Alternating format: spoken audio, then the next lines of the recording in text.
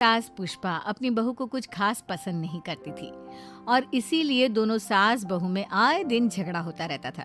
सास बहू के झगड़े के चक्कर में अनामिका के पति मोहित की जिंदगी मुश्किल में पड़ गई थी। बेचारा बार बार माँ और बीवी के झगड़े को सुलझाता ही रहता था, लेकिन दोनों समझने का नाम नहीं लेती थी।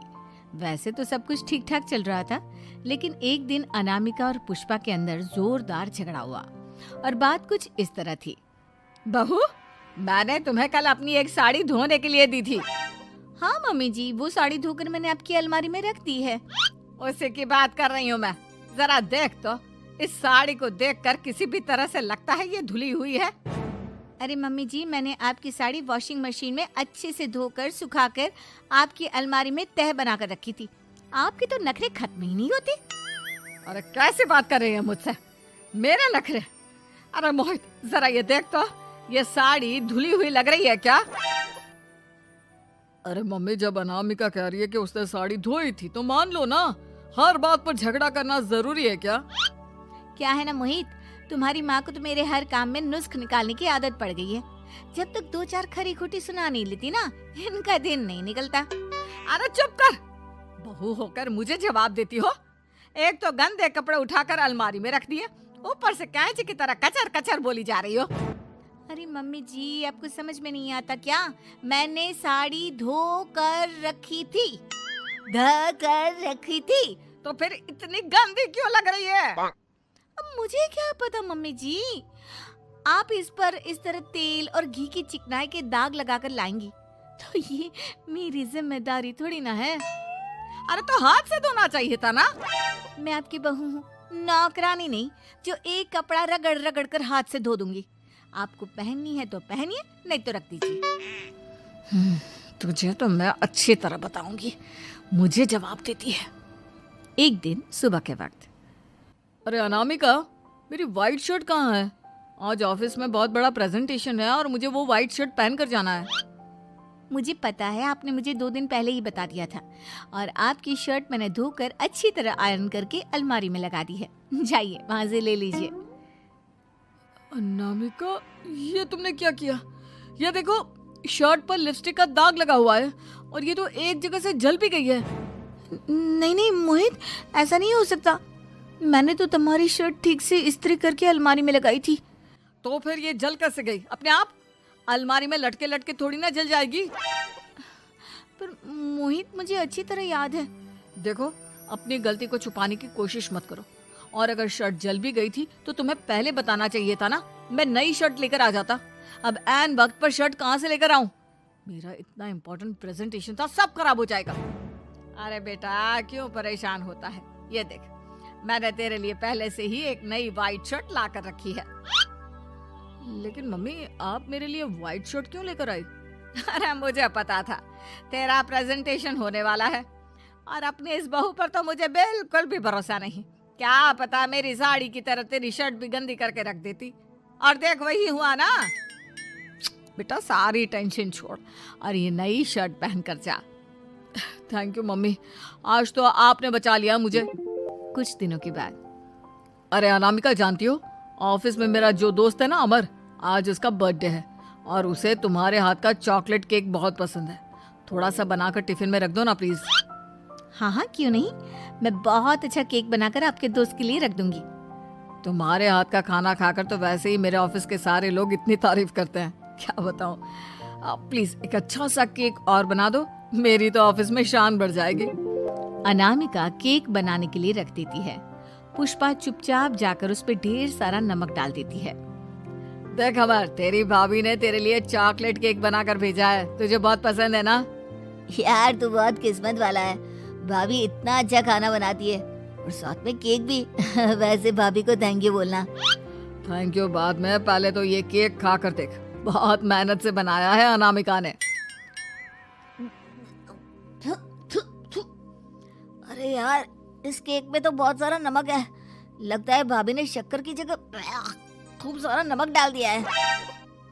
अरे मोहित, तू तो अपनी बीवी की कुकिंग की बहुत तारीफ करता फिरता है। जरा पूछना अपनी बीवी से, केक में नमक कब से डलने लग गया?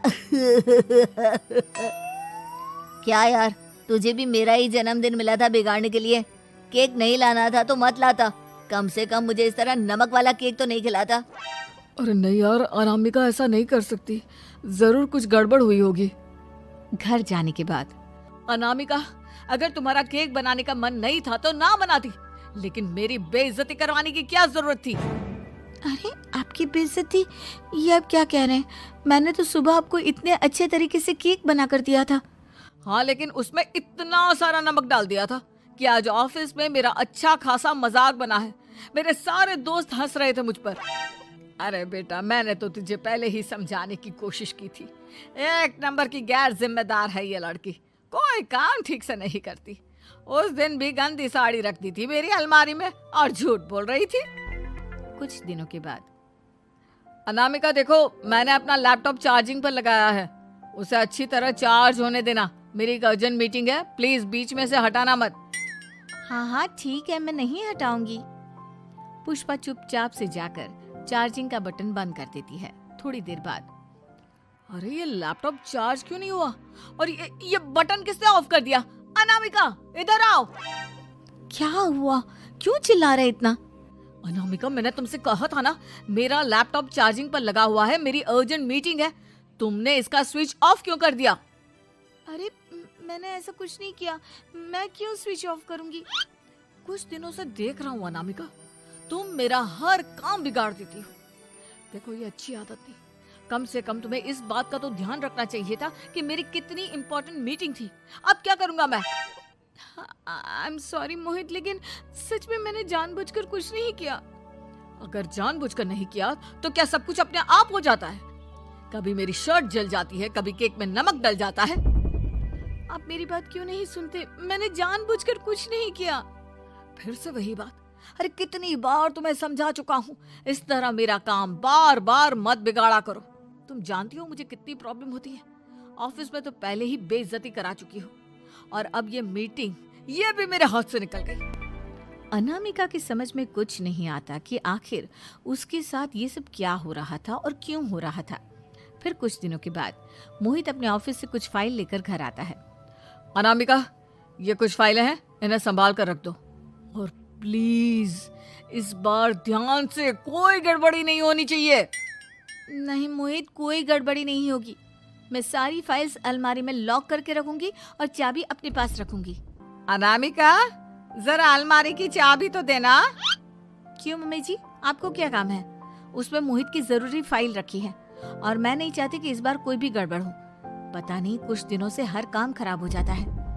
अरे मुझे उसमें से पैसे निकालने हैं और उसके बाद ले लेना अपनी चाबी।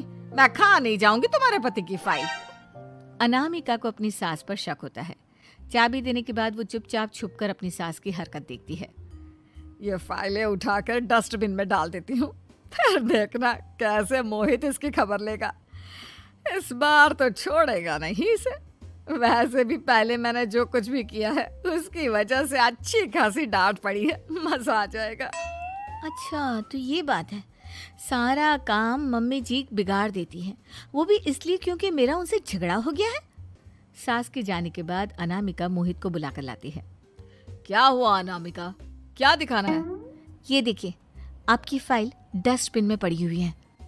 इसीलिए तो कहा था संभाल कर रखना, और तुमने उठाकर ये फाइल डस्टबिन में डाल दी। मैंने नहीं, तुम्हारी मम्मी ने डाली है, मुझसे बदला लेने के लिए, ताकि तुम मुझे डांटो। और अगर मैंने डाली होती तो मैं तुम्हें दिखाने के लिए बुलाकर तो नहीं लाती ना। सही कह रही हो, मैं अभी मम्मी से जाकर बात करता हूँ। थोड़ी देर बाद, मम्मी सच सच बताइए, मेरी फाइल अलमारी में से निकाल कर डस्टबिन में आपने डाली थी ना?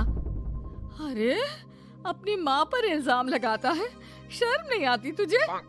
मैं इल्जाम नहीं लगा रहा हूँ मम्मी, जो सच है वही पूछ रहा हूँ। अब जल्दी से बताइए आपने ऐसा क्यों किया? अरे तो क्या करती, तेरी बीवी मुझसे झगड़ा करती है, उल्टे सीधे जवाब देती है, मुझे उससे बदला लेना था। अरे मम्मी, लेकिन आप दोनों के झगड़े के चक्कर में मेरा कितना नुकसान हुआ है, ये कभी सोचा आपने? मम्मी जी, अगर आपका बदला पूरा हो गया हो तो आइंदा ऐसी कोई हरकत मत करना, क्योंकि अब आपकी सच्चाई हमारे सामने आ चुकी है। यह तो वक्त ही बताएगा मैं क्या करूंगी और क्या नहीं। मम्मी जी, कहा ना आप ऐसा कुछ नहीं करेंगी। अरे मेरी जो मर्जी आएगी वो मैं करूंगी। मेरा सर घूम रहा है। सास बहू के झगड़े में मेरी जिंदगी का तो कचरा हो गया है, कचरा।